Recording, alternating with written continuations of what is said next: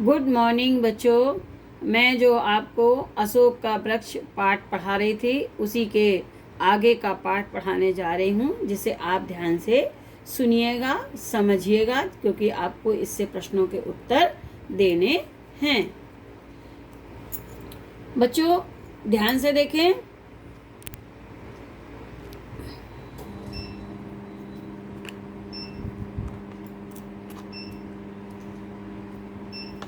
अशोक वृक्ष की पूजा इन्हीं गंधर्वों और यक्षों की देन है।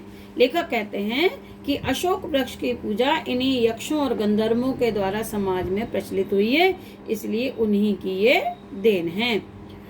प्राचीन साहित्य में इस वृक्ष की पूजा के उत्सवों का बड़ा सरस वर्णन मिलता है। लेखक कहता है कि प्राचीन साहित्य में इस वृक्ष की पूजा का बड़ा मनोहर वर्णन मिलता है। असल पूजा अशोक की नहीं बल्कि उसके अधिष्ठाता कंदर्प देवता की होती थी। लेखक कहता है कि असल में पूजा अशोक की नहीं वरन उसके प्रमुख देवता कामदेव, कंदर्प देवता माने कामदेव की होती थी। इसे मदनोत्सव कहते हैं। मदन माने कामदेव का पर्यायवाची है, मदन माने भी कामदेव होता है। तो कामदेव का उत्सव अर्थात जो कामदेव की पूजा के लिए जो उत्सव मनाया जाता था उसका नाम मदनोत्सव है, इसलिए इसे मदनोत्सव भी कहते थे।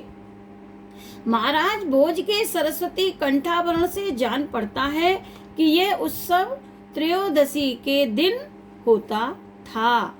लेखक कहते हैं कि महाराज भोज की जो रचना है सरस्वती कंठाभरण, उससे ये पता चलता है कि ये उत्सव त्रयोदशी के दिन मनाया जाता था।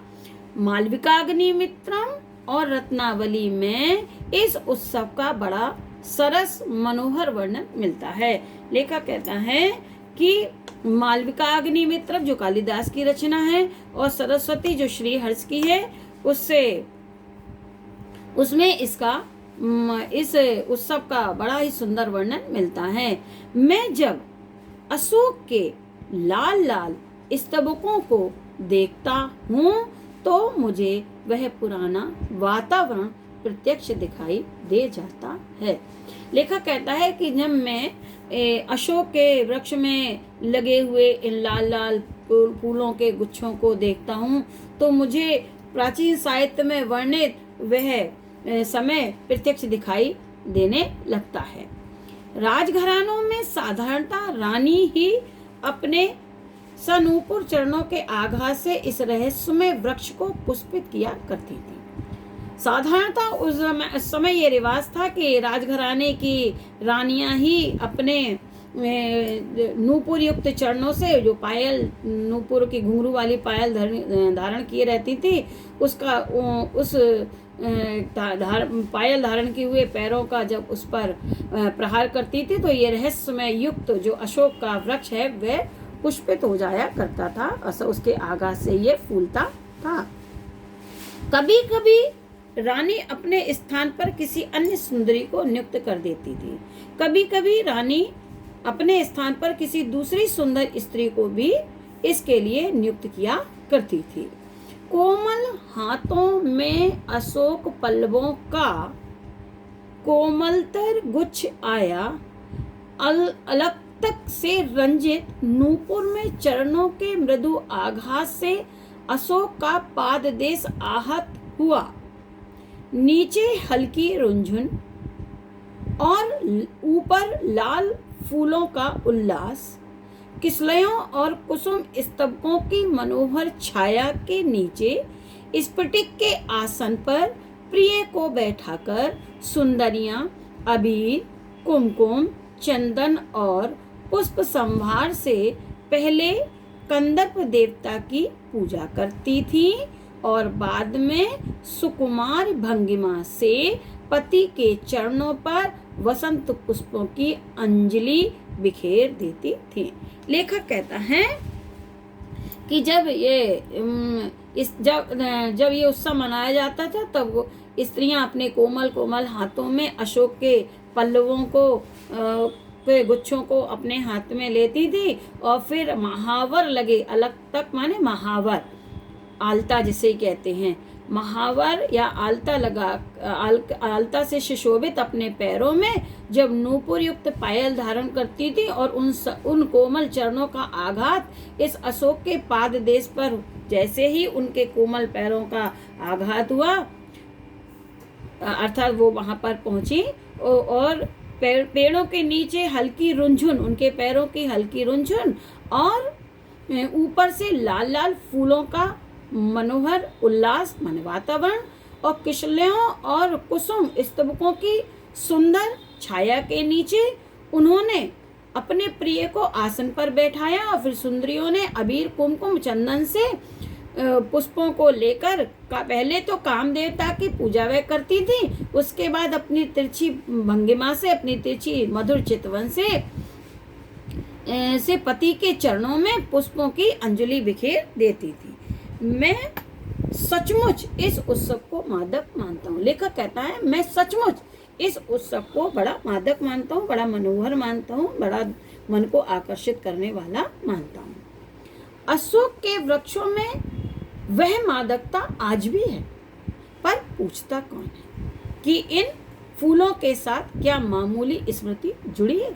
लेखक कहता है कि अशोक के स्तबकों में माने गुच्छों में, अशोक के फूलों के गुच्छों में वह मादकता आज भी है, पर इस चीज को कौन पूछता है। इन फूलों के साथ क्या साधारण स्मृति जुड़ी है? साधारण स्मृति नहीं जुड़ी है। भारतवर्ष का स्वर्णिम युग जो गुप्त काल कहलाता है, इस पुष्पों के प्रत्येक दल में लहरा रहा है। पुष्पों के प्रत्येक दल भारतवर्ष के स्वर्णिम युग की याद दिलाता है, उस गुप्त युग की याद दिलाता है, क्योंकि साहित्य समाज का दर्पण होता है। कहते हैं दुनिया बड़ी भुलक्कड़ है। लेखक कहता है कि दुनिया बड़ी भुलक्कड़ है, केवल उतना ही याद रखती है जितने से उसका स्वार्थ सधता। केवल वे उतनी ही चीजों को याद करती है जिससे उसके स्वार्थ की पूरी सिद्धि होती है। बाकी वह पुराने इतिहास को, पुराने समय को भुला देती है, बाकी को फेंक कर आगे बढ़ जाती है। बाकी को वह अपनी स्मृति से फेंक देती है और आगे की ओर चली जाती है। शायद अशोक से उसका स्वार्थ नहीं सधता था, शायद अशोक से उसका स्वार्थ नहीं सधा, शायद अशोक से उसका स्वार्थ पूरा नहीं हुआ, तो क्यों वह उसे याद रखती। लेखक कहता है शायद अशोक से उसका स्वार्थ नहीं सधा तो वह उसको क्यों याद रखती। सारा संसार स्वार्थ का ही तो अखाड़ा है। लेखक कहता है इस सारे संसार में केवल स्वार्थ की ही तो सिद्धि के लिए झगड़ा होता है, जिससे सारी लड़ाई स्वार्थ की ही तो है। जिससे जिसका स्वार्थ पूरा होता है वह उस चीज को अपने जीवन में उतार लेता है, धारण कर लेता है। जिससे उसका स्वार्थ पूरा नहीं होता है वह उसे अपने जीवन से निकाल देता है। इसीलिए लेखक ने कहा है कि दुनिया बड़ी भुलक्कड़ है, वह सारी चीजों को याद नहीं रखती, केवल उन्हीं चीजों को याद रखती है जिससे उसके पूरे स्वार्थ की सिद्धि होती है या उसके स्वार्थ को पूरा कर देती है। बाकी सबको वो अपनी स्मृति, अपने जीवन से निकाल कर अलग कर देती है। शायद आज की दुनिया का अशोक से स्वार्थ पूरा नहीं हुआ, आज की दुनिया के लोगों का स्वार्थ अशोक से नहीं सधा, इसलिए वह उसे क्यों याद रखे। सारा संसार स्वार्थ का ही तो अखाड़ा है, सारा संसार में स्वार्थ का ही तो झगड़ा है। सभी स्वार्थ के ही तो लिए तो झगड़ते हैं, जिससे जिसके स्वार्थ की सिद्धि होती है वह केवल उसी को ही याद रखता है, बाकी को अपनी स्मृति से हटा देता है। बच्चों यहीं तक पढ़ा रहे हैं। फिर मैंने कुछ प्रश्न उत्तर भी लिखे हैं, प्रश्न लिखे हैं, उन प्रश्नों के उत्तर आपको इसी को पढ़ के देना है। ये प्रश्न मैं आपके सामने रख रही हूँ। इन प्रश्नों को ध्यान से पढ़ें और अपनी कॉपी में लिख लें और इस पैराग्राफ को पढ़कर उनके उत्तर दें। बच्चों देखें, पहला प्रश्न है गद्यांश के पाठ और लेखक का नाम लिखिए। गद्यांश के पाठ और लेखक का नाम लिखिए। दूसरा प्रश्न है रेखांकित अंश की व्याख्या कीजिए। तीसरा प्रश्न है अशोक वृक्ष की पूजा किसकी देन है। चौथा प्रश्न है अशोक का वृक्ष किस प्रकार पुष्पित होता था। पांचवा प्रश्न है सारा संसार स्वार्थ का अखाड़ा ही तो है।